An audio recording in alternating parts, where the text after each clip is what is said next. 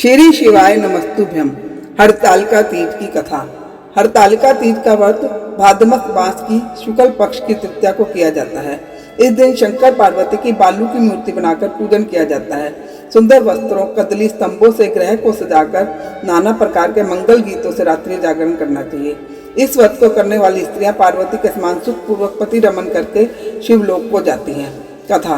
इस व्रत के महात्म्य की कथा भगवान शंकर ने पार्वती को उनके पूर्व जन्म का स्मरण कराने हेतु इस प्रकार कही थी। एक बार तुमने हिमालय पर गंगा तट पर अपनी बाल्य अवस्था में 12 वर्ष की आयु में अधोमुखी होकर घोर तप किया था।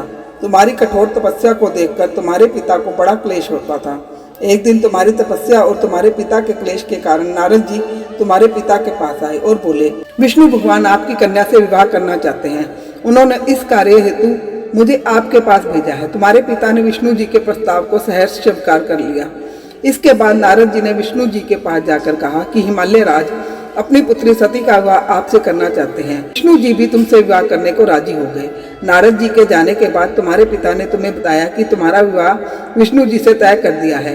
यह अनहोनी बात सुनकर तुम्हें अत्यंत दुख हुआ और तुम जोर जोर से विलाप करने लगी। एक अंतरंग सखी के द्वारा विलाप का कारण पूछने पर तुमने सारा वृतांत सखी को बता दिया। मैं शंकर भगवान से विवाह के लिए कठोर तप कर रही हूँ।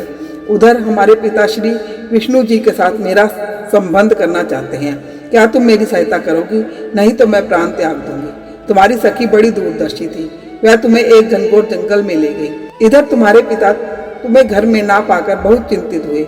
मैं विष्णु जी से उसका विवाह करने का वचन दे चुका हूँ। वचन भंग की चिंता से वह मूर्छित हो गए। इधर तुम्हारी खोज होती रही और तुम अपनी सहेली के साथ नदी के तट पर एक गुफा में मेरी तपस्या करने में लीन हो गई। भाद्रपद शुक्ला की तृतीया को हस्त नक्षत्र में तुमने रेता का शिवलिंग स्थापित करके व्रत किया और पूजन तथा रात्रि जागरण भी किया। तुम्हारे इस कठिन तप व्रत से मेरा आसन डोलने लगा। मेरी समाधि टूट गई। मैं तुरंत तुम्हारे पास पहुंचा और वर मांगने का आदेश दिया। तुम्हारी मांग तथा इच्छा अनुसार तुम्हें मुझे अर्धांगिनी के रूप में स्वीकार करना पड़ा। तुम्हें वरदान देकर मैं कैलाश पर्वत पर चला गया। प्रातः होते ही तुमने पूजा की समस्त सामग्री को नदी में प्रवाहित करके अपनी सहेली सहित व्रत का पारण किया। उसी समय तुम्हें खोजते हुए हिमालय राज उस स्थान पर पहुंच गए। बिलखते हुए तुम्हारे घर छोड़ने का कारण पूछने लगे। तब तुमने उन्हें बताया कि मैं शंकर भगवान को पति रूप में वर्ण कर चुकी हूँ, परंतु आप मेरा विवाह विष्णु जी से करना चाहते थे, इसीलिए मुझे घर छोड़कर आना पड़ा। मैं अब आपके साथ घर इसी शर्त पर चल सकती हूँ कि आप मेरा विवाह विष्णु जी से ना करके भगवान शिव से करेंगे। गिरिराज तुम्हारी बात मान गए और शास्त्रोक्त विधि द्वारा हम दोनों को विवाह के बंधन में बांध दिया। इस व्रत को हरतालिका इसलिए कहते हैं कि पार्वती की सखी उसे पिता के घर से हर कर घनघोर जंगल में ले गई थी।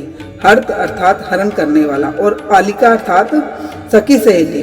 हरतालिका हर्त प्लस तालिका। शंकर जी ने पार्वती से